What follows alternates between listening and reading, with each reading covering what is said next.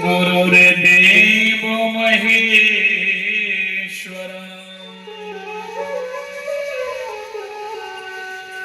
गुरुरेव साक्षात्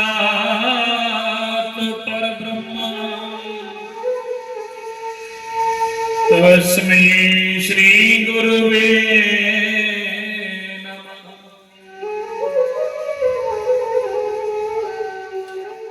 वर्णानामर्थ संग्राम रसानाम छन्दसामपि मंगलानां च कर्तारो वन्दे वाणि विनायकम्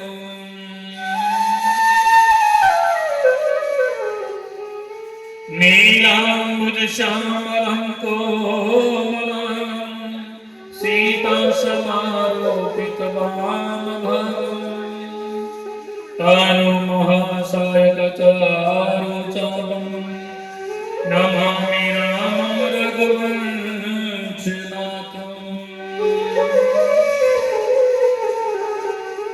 वसुदेवं सुतं देवं कंसचाणूरमर्दनं देवकी परमानन्दं कृष्ण वन्दे जगद्गुरुम्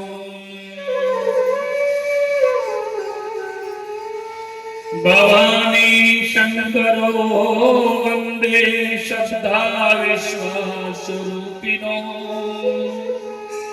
याम्यं विनाथ पश्यन्ते सिद्धस्वान्तस्तमेश्वरम्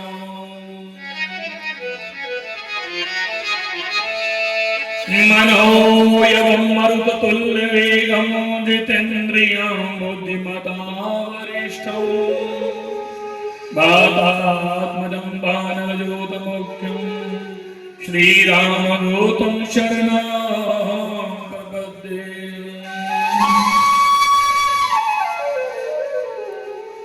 श्रीगुरुचरण सरोज रज निज मन मुकुर सुधारे वरणो रघुवर विमल जस जो दायक फल चारे बंदो श्री तुलसी के चरण जिनकी नो जगो काज कली समुद्र गोड़ तल गयो और कटयो सब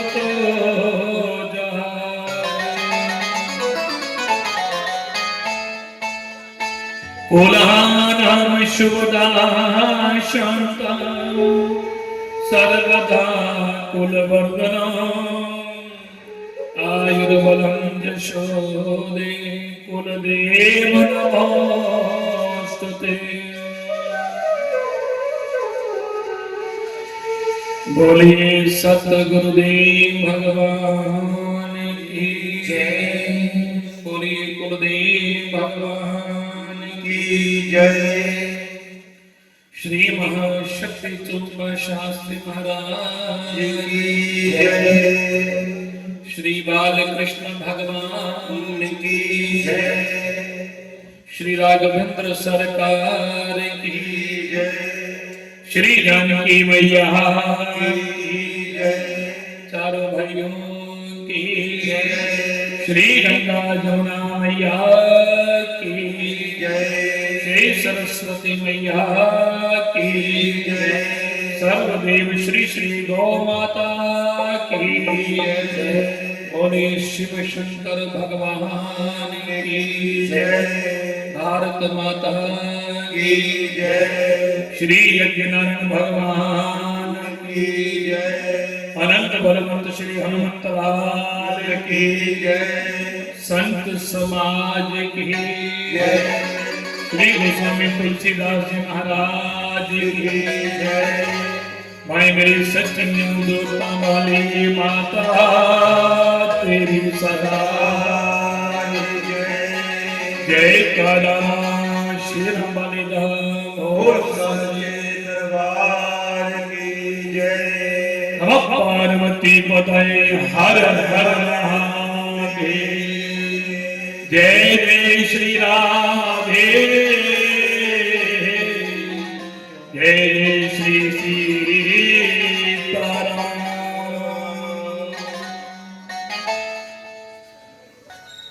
परम मंगलमयी प्रातः अखिलेश्वर अखिल कोटि ब्रह्मांड नायक आकारण करुण गुरुनालय वक्त वांछितम कल्पन तृष्णान गिरिधन पीतांबरधारी मर्यादा पुरुषोत्तम जगदीश्वर प्रभु श्री राघवेंद्र का राममय स्वरूप श्री रामचरितमानस समस्त उपस्थित समस्त संत वृंद विद्वत वृंद महानुभाव हमारे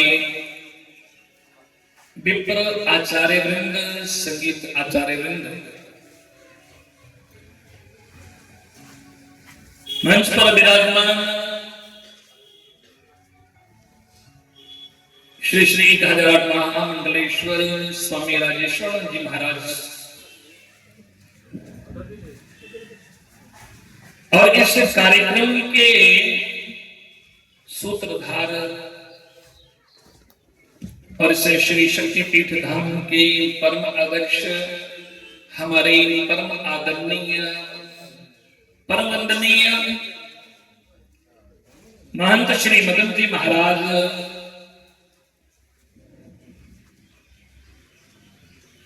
और आदरणीय मातृशक्ति एवं समस्त श्रोतागण यूट्यूब चैनल एवं फेसबुक इंस्टाग्राम आदि सोशल मीडिया के द्वारा जितने भी भक्तजन इस रामचरितमानस का दर्शन और श्रवण कर रहे हैं, आप सभी के हृदय में विराजमान पूर्व प्रेरिक रघुकुल कमल दिवाकर श्री राघवेंद्र सरकार जी के श्री चरणों में इस व्यास से दास का कोटि कोटि दंडवत प्रणाम। सिया राममय सब जग जाने करहु प्रणाम जोर जुग पानी। तो आइए, आज बड़े ही सौभाग्य की बात है कि आज श्री रामचरितमानस मां भगवती के चरणों में चल रही कथा के 6वें दिवस में हम सब लोग प्रवेश करेंगे। ये आप सभी लोगों का बड़ा ही सौभाग्य है। न जाने कौन से आप सब लोगों ने पुण्य कर्म किए हैं, जिन पुण्य कर्मों के प्रताप से और न जाने किन किन महापुरुषों की कृपा से आप सब लोग श्री राम कथा का रसपान कर रहे हैं। क्योंकि 5 दिन बीत के पता ही नहीं चला कि 5 दिन कैसे बीत के आज 6वां दिन है और ये कथा 9 दिवसीय कथा है, 9 दिन की है। और हम लोग माँ के चरणों में बैठ करके ऐसा ही लगा कि माँ की गोद में हम सब लोग बैठे हैं। क्योंकि बच्चा जब उसकी गोद में जब बैठता है तो फिर माँ जो सब उसकी फिर माँ की ही फिर रिस्पॉन्सिबिलिटी माँ की बन जाती है। हम लोग भी माँ के चरणों में बैठे हैं, उनकी गोद में बैठे हैं। और बच्चा तोतली भाषा में बोलता है तो माँ उसकी भाषा समझ आती है, भले ही दूसरे को ना समझ आए पर माँ तो समझ आती है। ऐसे कि हम भी माँ के चरणों में बैठे हैं और भगवान की कथा जो है आप सब लोग जो है इस कथा का रसपान कर रहे हैं। और आज हमारे बीच में महाराज श्री भी आए हैं। संत महापुरुषों की कृपा है और इन्हीं के आशीर्वाद से मैं इस व्यासपीठ से जो है आप लोगों को कथा सुना रहा हूँ। तो ठाकुर जी की कृपा है, माँ की कृपा है। तो आइए प्रतिदिन की तरह आज हम सब लोग जो हैं कथा में प्रवेश करने से पहले आइए प्रभु के नाम का थोड़ा सा जो है सबसे पहले हम लोग वंदना करेंगे। जो प्रतिदिन में हम मानस में प्रवेश करने से पहले भगवान की स्तुति करते हैं, तो सब लोग मेरे साथ स्तुति करेंगे। मंगल मूर्ति मारुति नंदन, मंगल मूर्ति मारुति नंदन, मंगल मूर्ति मारुति नंदन, मंगल मूर्ति मारुति नंदन, सकल अमंगल मूल निकंदन, सकल अमंगल मूल निकंदन, पवन तयन संतन हितकारी, पवन तयन संतन हितकारी, हृदय विराजित अवध बिहारी, हृदय विराजित अवध बिहारी, मातु पिता गुरु गणपति सारद, मातु पिता गुरु गणपति सारद, शिव समेत शंभु सुखनारद, शिव समेत शंभु सुखनारद, चरणे वंदी बहु सब गाओ, चरण वंदी नाम गाओ, देव राम पद नेह निवाओ, देव राम पद नेह निवाओ, बंधो राम लखन मेरे,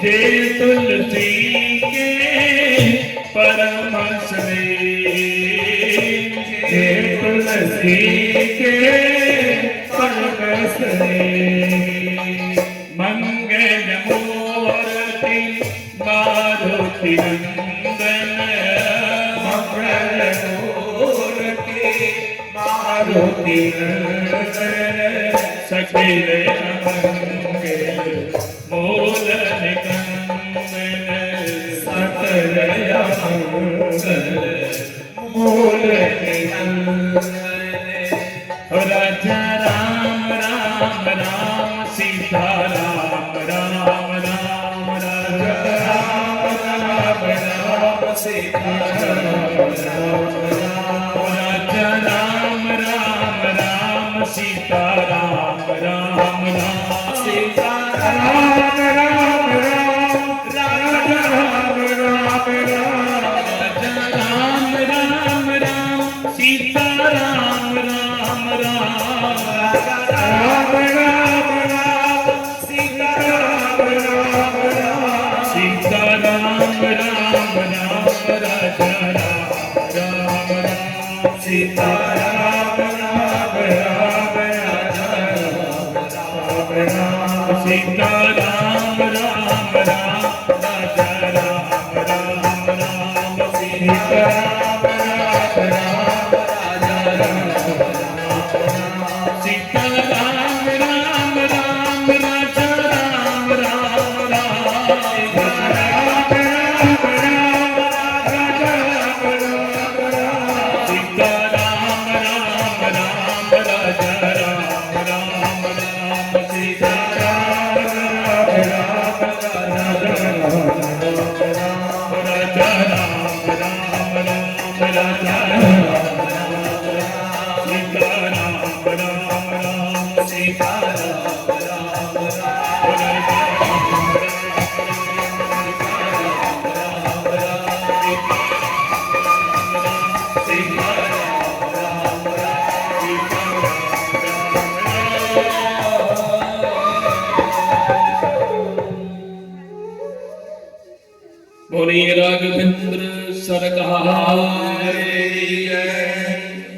तो आइए श्री हनुमान जी महाराज जी के श्री चरणों में कोटि कोटि दंडवत प्रणाम करते हुए श्री राम कथा में सब लोग हम लोग आज षष्ठम दिवस की कथा में सब लोग प्रवेश करेंगे।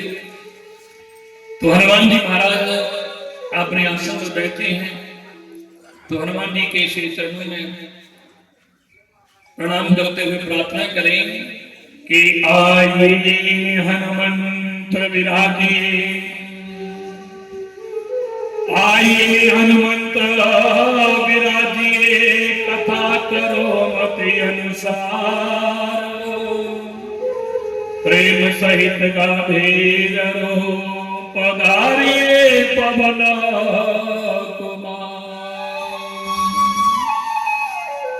बोले पवन सुत हनुमान की जय। और मां भगवती के श्री चरणों में कोटि कोटि दंडवत प्रणाम करते हुए माए मेरी सच्चियां जोता वाली माता तेरी सदा जय कारा शेर मलिदा भोर दरबार की जय। तो आइए आज बड़ी ही सुंदर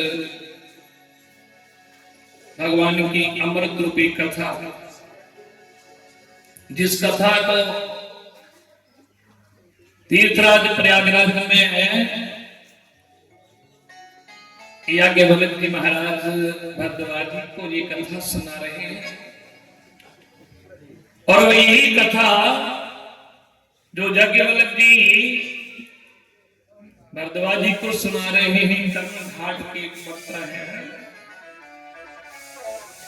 क्योंकि चार तब वक्ता है राम है। याज्ञवल्क्य जी भरद्वाज जी को सुना रहे हैं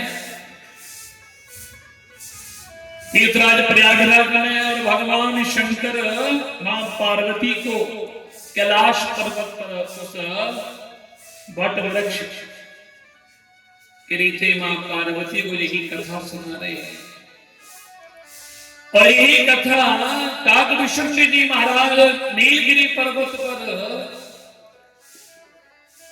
गरुड़ जी को कथा सुना रहे हैं।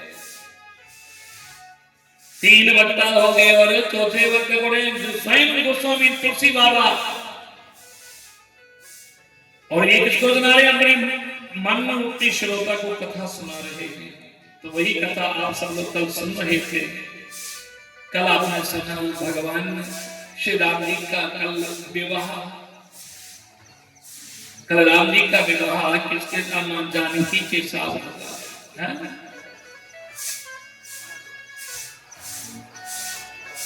भगवान का राम जी का विवाह मां जानकी के और लक्ष्मण जी का उर्मिला के साथ, भरत जी का मांडवी के साथ, और शत्रुघ्न जी का श्रुतकीर्ति के साथ होता। जिस राजा जनक की नगरी में उस भगवान की बारात में बड़े बड़े देवता लोग, सब देवता लोग आए थे भगवान के, क्योंकि परमात्मा की बारात भी भगवान की है। यहां तक ब्रह्मा है, भगवान शंकर कहते हैं देवी हम भी भगवान की बारात में गए थे।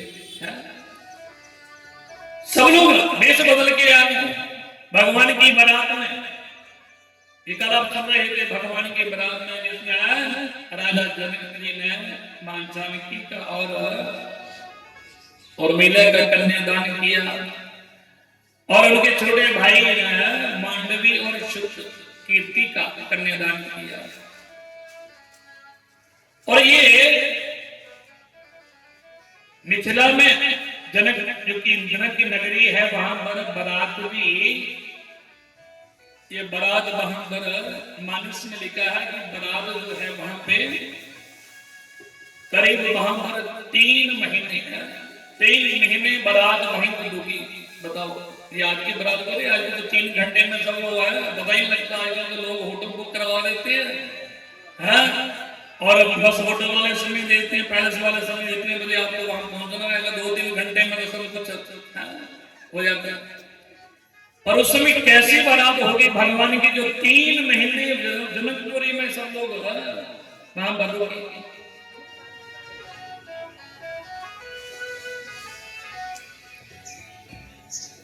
और यहाँ पर जब भगवान को सब लोग वहां से फिर राजा जनक से विदाई मांगी, सब लोग वापस आए, तो भगवान का यहाँ पर विवाह बड़ी धूमधाम से भगवान का जो विवाह इस संपन्न हुआ। और मां जानकी आज गदगद हो गई कि राम को पति रूप में प्राप्त करके। आज मां जानकी के राम के साथ नाम जुड़ गया।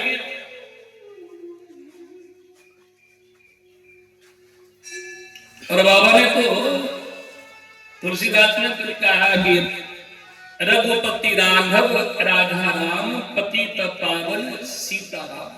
राघव तो राम जी का तो मां कुशल्या ने नाम रखा, और पतित पावन है सीता राम। अभी आप आगे देखें राजा राम तो बाद में बनेंगे तो पूरा फिर ये है। पर जानकी के साथ विवाह संपन्न होगा बड़ी धूमधाम के साथ। भगवान का ये उत्सव बनाया गया। तो ये कल आप सब लोग श्रवण कर रहे थे। और देखिए भगवान का जब विवाह होगा ना तो विचार करें कितनी भगवान की आयु होगी। रामचरितमानस में लिखा है कि भगवान का जब विवाह होगा ना तो मेरे राघवेंद्र सरकार 15 वर्ष के थे उस समय। राम जी कितने साल के थे? 15 वर्ष के। और देखो मां जानकी की आयु मानस में लिखी है बाबा ने, तुलसीदास ने इधर 8 वर्ष की आयु लिखी है। बताओ रामचरितमानस। और भगवान का ये उत्सव जब वापस आए तो ये उत्सव यहाँ पर अयोध्या में 12 साल तक लगातार ये उत्सव खुशियां खुशियां लोग मनाते रहे। 12 साल है, पता ही नहीं चला कि 12 एक साल करते 12 साल लोग खूब उत्सव मनाए यहाँ पर अयोध्या में। उत्सव पर उत्सव है।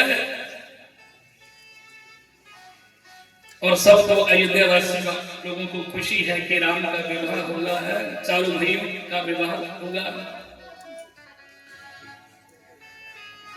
और भगवान शंकर पार्वती को सुनाए देवी। अब जब भगवान के विवाह यहाँ पर 12 साल तक ये विवाह उत्सव मनाया गया। और जब से भगवान देखिए राम जी का विवाह करके राम जी आए हैं ना तो गोस्वामी तुलसी बाबा ने बड़ा संत लिखा क्या? जब ते राम ब्याह घर आए, जब ते राम ब्याह घर आए, नित नव मंगल मोद बधाए, नित नव मंगल मोच बनाए। जब ते राम ब्याह घर आए, जब ते राम ब्याह घर आए, नित नव मंगल मोद बधाए, नित नव मंगल मोच बधाए। भुवन चारी रस बुधर हमारी, भुवन चारी रस बुधर हमारी, सुकृत में कवर भई सुख बारी, सुकृत में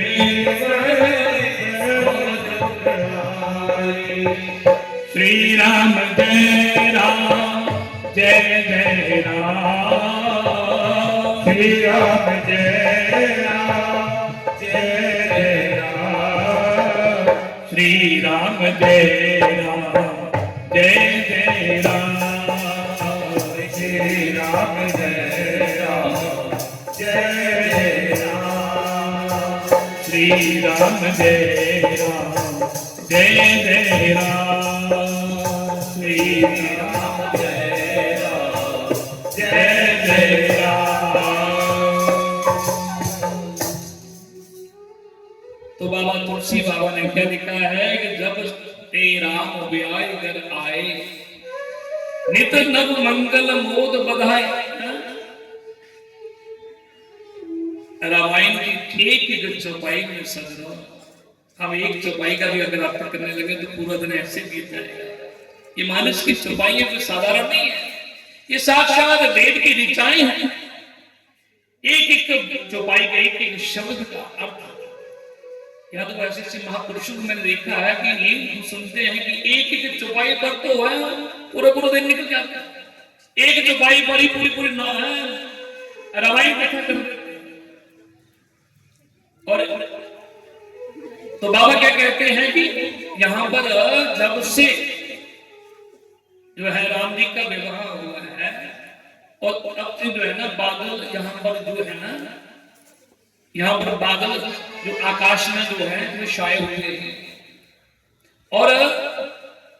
और वही जो है बादल कहते हैं कि बादल आकाश में छाए, और फिर आज वो बादल बरस रहे हैं। तो किसी ने पूछा बाबा अब बादल तो छाए कब थे तो बरस रहे हैं? गोस्वामी जी कहते हैं कि जा दिन ते हरि गर्भ ही आए सकल लोक सुख संपत्ति छाए। ये जो बादल है ना ये उसी दिन छा गए थे, कब? जब भगवान मेरे राम जी मां कौशल्या के गर्भ में आए थे। पर किंतु बरसे नहीं। क्यों नहीं बरसे? क्योंकि बरसाने वाली जो जानकी थी नहीं, इसलिए आज जानकी भी आगे, तो इसलिए वही बादल को बरस रहे हैं। तो ये सब लोग जो हैं, तो तुलसी बाबा कहते हैं कि बड़ा धूमधाम से सब लोग 12 साल उत्सव बनाए, बनता रहा। और एक दिन की बात, अब भगवान जहां पर राजा दशरथ जी महाराज अपने द्वार पर आज सभा बैठ लगाई थी। दशरथ जी ने अपने द्वार पर अपने सिंहासन पर बैठे थे, और राजा दशरथ जी ने क्या किया, अपना दर्पण में अपना चेहरा देखने लगे। किसी ने कहा महाराज गोस्वामी जी ने कि दर्पण की इतने क्यों दर्पण है? अब बताओ ऐसा हो सकता है कि राजा महाराजा जब सिंहासन पर बैठे हो तो वहां पर दर्पण कहां से आएगा? शीशा कहां से देखा होगा? कहां से लाएगा? और देखिए बाबा तुलसीदास जी का दर्पण देखने का अभिप्राय क्या है कि अपना आत्मनिरीक्षण करना, अपनी कमियों को देखना है। दर्पण का मतलब अपनी अंदर जो हमारे अंदर भीतर जो कमियां हैं उन कमियों को देखना। तो दशरथ जी ने क्या किया, जब अपने आप को देखा, उन्हें अपनी कमियों को, जब अपना आत्मनिरीक्षण किया तो अपनी कमियों को देखा, तो क्या देखा दर्पण में? स्पष्ट क्या दिखाई दिया? क्या दिखाई दिया कि श्रवण समीप वयसित केशा मनहु दरठ करो रस उपदेशा। आज उन्होंने जब अपने आप को देखा तो उनके मुकुट, जब मुकुट के पास में कान के पास देखा तो कुछ बाल सफेद हो गए। जब बाल सफेद दिखे अपने, तो उन्हें लगा कि अब मुझे आगे की कोई तैयारी करनी चाहिए। क्योंकि देखिए जब आपने ना, जब बाल सफेद होना शुरू हो जाए तो समझ लेना कि भगवान हमें कुछ संकेत दे रहे हैं। और हर एक पहले आजकल तो छोटे छोटे बच्चों के भी बाल सफेद हो रहे हैं, ये कल को प्रभाव है। पर पहले हर चीज समय पर होती थी, बाल भी सफेद होते तो समय है, तो एक भगवान का संकेत होता था कि बाल जब सफेद हो जाए तो आदमी को समझ जाना चाहिए कि अब बुढ़ापे में हम प्रवेश कर रहे हैं। भगवान हर एक आदमी को ना संकेत पहले देते हैं, भगवान उसे जगाने की कोशिश करते हैं। देखिए हमारे जीवन में मृत्यु की 4 घंटी हमारे जीवन में बजती हैं, पता? मौत की 4 घंटियां बजती हैं। मौत की पहली घंटी कब बजती है कि हमें जगाने के लिए भगवान की वो घंटी बजती है। कब? जब बाल सफेद होना शुरू हो जाए तो समझ लेना कि भगवान हमें संकेत दे रहे हैं, भगवान हमको जगाने की कोशिश करें कि बेटा तू भी जाग जाओ, तुम्हारे बाल अब सफेद हो गए बुढ़ापे में, तुम अब प्रवेश प्रवेश करने जा रहे हो और कुछ अभी भी मौका है, कुछ कोई भजन कर लो, किसी संत किसी गुरु की शरण में जाकर के नाम दीक्षा ले लो, भजन कर लो। पर जब बाल सफेद होना शुरू हो जाते हैं ना, और कुछ लोग तो समझ जाते हैं पर कुछ तो समझते भी नहीं। बाल सफेद होना शुरू हो गए, अरे बालों को देखा कि बाल भी थोड़े से सफेद होना शुरू हो गए तो फिर पहले से भी ज्यादा काले करने शुरू कर देता है इंसान। बाल सफेद हो गए तो बाल, आजकल तो बालों के लिए तो है पता ही नहीं चलता। पर मैं बाल सफेद बाल काले करने बालों का कोई विरोध नहीं करता, बाल काले करना अच्छी बात है, पर कम से कम ये तो सोचो कि भगवान हमें संकेत दे रहे हैं। मेहंदी लगा करके कलर ऐसे ऐसे शैम्पू लगे, आजकल तो एक बार लगाओ पता ही नहीं लगेगा बाल सफेद कहां गायब हो जाते हैं। पहले से भी बाल अच्छे काले हो जाते हैं। ये मृत्यु की पहली घंटी है। जब हमारे जीवन में बाल सफेद हो जाए तो समझ लेना कि भगवान हमको जगाने के लिए, कि भगवान है ये संकेत दिया है। और उसी समय माला जपना शुरू कर दो, भगवान का भजन करना शुरू कर दो। मौत के 1 घंटे में भजिए पर फिर भी आदमी है फिर भी भजन नहीं करता। और मृत्यु की फिर दूसरी घंटी कब बजती है? जब हमारी आंखों से जब दिखना कम हो जाता है। समझ जाना कि जब नजर कम, हमारी नजर कमजोर हो जाए ना, समझ जाना कि ये मृत्यु की दूसरी घंटी है। भगवान कहते हैं बेटा अब बाहर देखना बंद कर दो, अब मैं तुम्हारे भीतर हूं, अंदर देखो। पर हम क्या करते हैं, अब नजर कमजोर हो गई तो डॉक्टर के पास चले जाते हैं। डॉक्टर साहब नजर बड़ी कमजोर हो गई है? तो डॉक्टर साहब कहते हैं ऑपरेशन करवा दो, लेंस डलवाएंगे। कौन सी डलवानी है? बड़ी वाले लेंस डलवाओ। पहले तो लोग चश्मा लगाते हैं, ये पुरानी टेक्नोलॉजी है, पर आज की टेक्नोलॉजी वो अंदर ही लेंस फिट हो जाती है और पहले से अच्छा दिखना शुरू हो जाता है। और फिर भी हम बाहर देखना बंद नहीं करते। रंगीली दुनिया को, रंग बिरंगी दुनिया को देखना बंद नहीं करते, पर भगवान को हम नहीं देखते कि हमारे अंदर परमात्मा बैठा है, वो हमें जगा रहा है कि बेटा भी कुछ समय तेरे पास है, कुछ कर लो, भजन कर ले। पर कुछ लोग तो फिर भी नहीं करते। और तीसरी मृत्यु की घंटी कब बजती है? जब कानों से सुनाई देना बंद हो जाए ना। एक कानों जब कान से सुनाई देना बंद हो जाए, कम सुनाई देना बंद है, कम सुनाई देता हो तो समझ जाना कि ये भी एक मृत्यु की घंटी है। भगवान हमको फिर जगा रहे कि बेटा तूने बहुत सुने हैं, ये फिल्मी गाने बहुत कुछ तूने सुन लिए, पर अब तुम मेरा भजन करो। पर फिर भी क्या करते हैं, कान वाले डॉक्टर को दिखाते हैं, कोई मशीनें फिट करवा लेते हैं, पर फिर भी हम भगवान का भजन नहीं करते।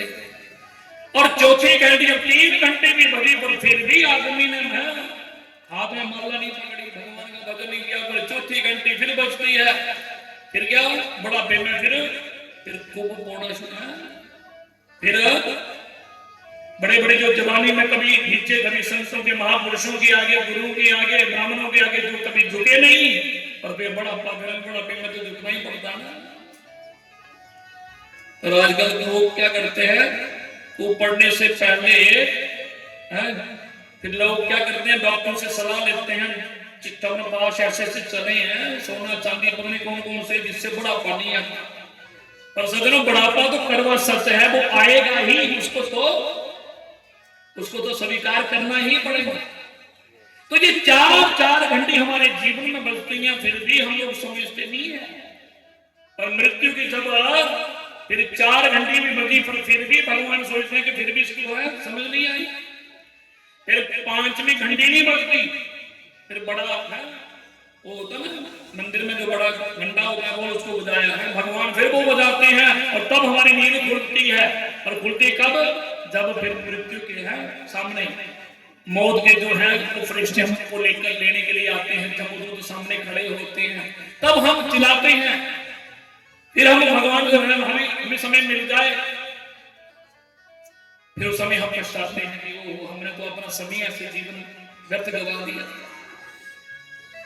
और कहते हैं ना, जीवन खत्म हुआ तो जीने का ढंग आया, जब क्षमा बुझ गई तो महफिल में रंग आया। क्या आया? जब जीवन ही खत्म हो गया। तो इसलिए मेरा कहने का भाव सज्जनों, हमें पहले ही जब हमें ज्ञान हो जाए, बचपन से ही देखो भगवान की भक्ति करना शुरू कर दो। ये नहीं है कि भक्ति बचपन, ये नहीं है कि भक्ति बचपन में हम लोग करेंगे। भक्ति का जो विषय है वो बचपन से नहीं, वो बचपन से है। जब भी है बचपन से ही हम जो है संत महापुरुषों का संग करें, गुरु का संग करें। इसलिए जीवन का कोई भरोसा नहीं है, क्योंकि ये जीवन हमारा थोड़ा सा जीवन है, और इस थोड़े से जीवन में कब हमें बुलावा आ जाए, कब, तो कोई नहीं जानता। इसलिए हमें अपना समय जो है वो व्यर्थ नहीं करवाना चाहिए। 50 साल है, 50 जब 50 वर्ष आयु हो जाए ना, तो वैसे भी 50 के बाद महाराज जी भी सत्संग हो जाते हैं। 50 के बाद फिर 52, 50 के बाद आप गिनती करोगे ना तो फिर 51, यहाँ बन का इशारा होता है, 52, फिर 52 बन का इशारा होता है कि मैं आप 50 के बाद 52 प्रश्न में आगे प्रवेश कर, क्योंकि फिर उस समय हमें अपने बच्चों को सब कुछ काम जो भी धंधा है सब छोड़ करके बच्चों को सौंप करके फिर हमें आगे की तैयारी करनी चाहिए। इसलिए समय जो है वो व्यर्थ नहीं करवाना चाहिए। मनुष्य जन्म अनमोल रे, इस मिट्टी में ना रोल रे, अब जो मिला है फिर ना मिलेगा, कभी नहीं कभी नहीं कभी नहीं। ये मनुष्य शरीर सच में बड़ा दुर्लभ है। हमें मिला है 83 लाख जोड़ी भोगने के बाद ये मनुष्य शरीर मिला है, इसलिए हम अपना समय व्यर्थ नहीं गवाएं। तो इसलिए क्या लिखा है? मनुष्य जन्म अनमोल रे, इस मिट्टी में ना रोल रे, अब जो मिला है फिर ना मिलेगा, कभी नहीं कभी नहीं कभी नहीं।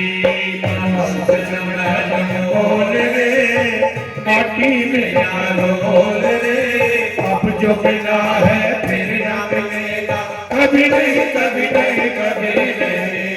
मनुष्य जन्म अनमोल रे, इस मिट्टी में ना रोल रे, अब जो मिला है फिर ना मिलेगा, कभी नहीं कभी नहीं कभी नहीं। मनुष्य जन्म अनमोल रे, माटी में ना रोल रे, अब जो मिला है फिर ना मिलेगा, कभी नहीं कभी नहीं नहीं। राम नाम तू बोल रे, जीवन में रस बोल रे, अब जो मिला है फिर ना मिलेगा, कभी नहीं कभी नहीं कभी नहीं। राम नाम तू बोल रे, माटी में ना रोल रे, अब जो मिला है फिर ना मिलेगा, कभी नहीं कभी नहीं कभी नहीं।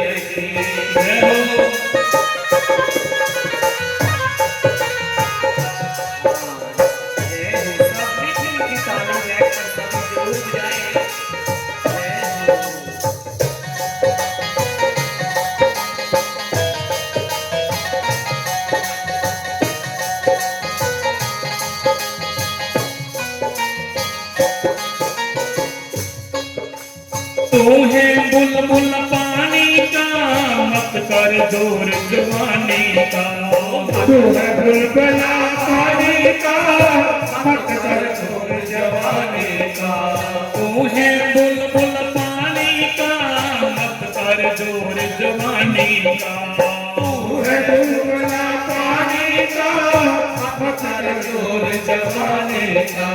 संभल संभल कर चलना रे बंदे, पता नहीं जिंदगानी का, संभल संभल के चलना रे बंदे, पता नहीं जिंदगानी का, संभल संभल कर चलना रे बंदे, पता नहीं जिंदगानी का, संभल संभल के चलना रे बंदे, पता नहीं जिंदगानी का।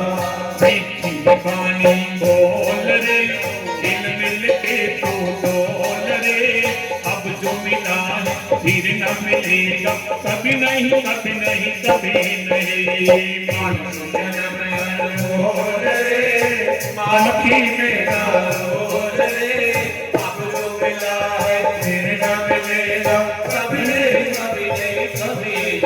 राम नाम को बोल रे जीवन में रस बोल रे अब जो मिला है फिर ना मिलेगा कभी नहीं कभी नहीं कभी नहीं। राम नाम को बोल रे जीवन में रस बोल रे अब जो मिला है फिर ना मिलेगा कभी नहीं कभी नहीं कभी नहीं।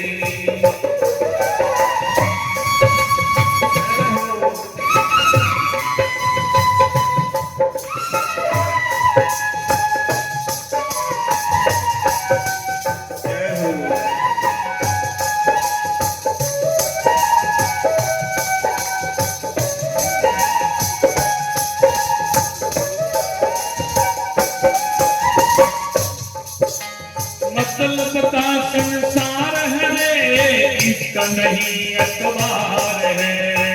मतलब का संसार है इसका नहीं एतबार है। मतलब का संसार है रे इसका नहीं एतबार है। मतलब का संसार है इसका नहीं एतबार है। सोच समझ कर चलना रे बंदे धूल नहीं अंगार है। सोच समझ कर चलना है बंदे धूल नहीं अंगार है। सोच समझ कर चलना रे बंदे धूल नहीं अंगार है। सोच समझ कर चलना है बंदे धूल नहीं अंगार है। अब तो वे अखियां खोल रे प्रभु से नाता जोड़ रे अब जो मिला है फिर ना मिलेगा कभी नहीं कभी नहीं कभी नहीं। बोल रे पार्टी में बोल रे अब जो मिला है फिर ना मिलेगा कभी नहीं कभी नहीं कभी नहीं। राम नाम को बोल रे जीवन में रस बोल रे अब जो मिला है फिर ना मिलेगा कभी नहीं कभी नहीं कभी नहीं। बोल रे पार्टी में बोल रे अब जो मिला है फिर ना मिलेगा कभी नहीं कभी नहीं कभी नहीं।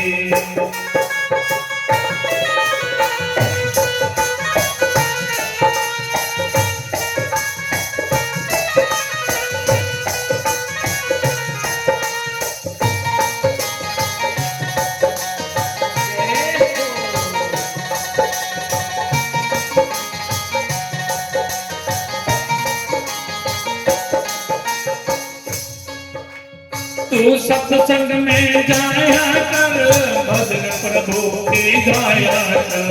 तू सत्संग में जाया कर भजन प्रभु के गाया कर। तू सत्संग में जाया कर भजन प्रभु की गाया कर। तू सत्संग में जाया कर भजन प्रभु के गाया कर। सांझ सवेरे बैठ के बंदे ध्यान हरि में लगाया कर। सांझ सवेरे बैठ के बंदे ध्यान प्रभु का लगाया कर। सांझ सवेरे बैठ के बंदे ध्यान हरि का लगाया कर। सांझ सवेरे बैठ के बंदे ध्यान प्रभु का लगाया कर। लगता नहीं कुछ मोल रे प्रभु का नाम बोल रे अब जो मिला है फिर न मिलेगा कभी नहीं कभी नहीं कभी नहीं। बोल रे नाता जोड़ रे अब जो मिला है फिर ना मिलेगा कभी नहीं कभी नहीं कभी नहीं। मनुष्य जन्म अनमोल रे इस मिट्टी में ना रोल रे अब जो मिला है फिर न मिलेगा कभी नहीं कभी नहीं कभी नहीं। जन्म अनमोल रे मिट्टी में ना रोल रे अब जो मिला है फिर ना मिलेगा कभी नहीं कभी नहीं कभी नहीं। राम नाम को बोल रे जीवन में रस बोल रे अब जो मिला है फिर न मिलेगा कभी नहीं कभी नहीं कभी नहीं। राम राम राम बोल रे जीवन में बस बोल रे, अब जो मिला है फिर न मिलेगा कभी नहीं कभी नहीं कभी नहीं। अब जो मिला है फिर न मिलेगा कभी नहीं कभी नहीं कभी नहीं। अब जो मिला है फिर न मिलेगा कभी नहीं कभी नहीं कभी नहीं। अब जो मिला है फिर न मिलेगा कभी नहीं कभी नहीं कभी नहीं। अब जो मिला है फिर न मिलेगा कभी नहीं कभी नहीं कभी नहीं। अब जो मिला है फिर न मिलेगा कभी नहीं कभी नहीं कभी। बोलिए सियावर रामचंद्र चंद्र महाराज की जय। तो बंधु मैं चर्चा कर रहा था कि महाराजा दशरथ जी महाराज ने जब देखा, अपनी कमियों को देखा कि बुढ़ापा अब आ रहा है और मुझे तो आगे के लिए कुछ तैयारी करना चाहिए, इसलिए क्या किया, उसी समय जब दशरथ जी महाराज ने देखा कि अब मुझे जो है ये युवराज पद जो है राम जी को दे देना चाहिए, तो उसी समय मन में विचार आया। गोस्वामी जी कहते हैं कि नृप जो राज राम कहु देव जीवन जन्म लाहु अहम किल मिल। और उसी समय अपने गुरु जी के पास गए। किसके पास? वशिष्ठ जी महाराज के पास। देखिए राजा दशरथ जी जब उनके जहां पर संतान नहीं थी तब भी किसकी शरण में गए? गुरु की शरण में। और गुरु जी ने ही समाधान किया। और फिर उसके बाद देखिए जब नामकरण किया तो तब भी गुरु जी को बुलाया, तो विवाह के समय भी गुरु जी साथ हैं। तो क्योंकि हमें गुरु के बिना हम कोई भी काम जो है गुरु के बिना नहीं करना चाहिए, इसलिए गुरु से ही हमें जो है गुरु ही हमारा मार्गदर्शन कर सकते हैं। तो इसलिए दशरथ जी महाराज वशिष्ठ जी को प्रणाम किया। वशिष्ठ जी को कहा गुरुदेव आज मेरे एक मन में एक भाव आया। बोलते बताओ क्या बात है राजन? कहने लगे गुरुदेव अब ऐसा है कि अब राम जी का तो विवाह भी हो गए, सब कार्य हो गए, पर मेरी क्योंकि अब जीवन का भरोसा कोई नहीं, कब संसार छोड़ना पड़े, तो मैं चाहता हूं कि आपने जीते जी ही मेरी अंतिम इच्छा पूर्ण कर दो गुरुदेव। क्या? क्योंकि जब अंतिम इच्छा मेरी अगर जीते जी होगी तो बस सिर्फ मुझे मृत्यु भी आ जाए तो मुझे कोई कष्ट नहीं होगा। वशिष्ठ जी ने कहा कि बताओ तो सही क्या बात। कहने लगे गुरुदेव मेरे एक मन में विचार आया। और गोस्वामी जी बड़ा सुंदर लिखते हैं कि बेगी विलंब न करे साजिश वही समाज सुदिन सुमंगल तब ही दुख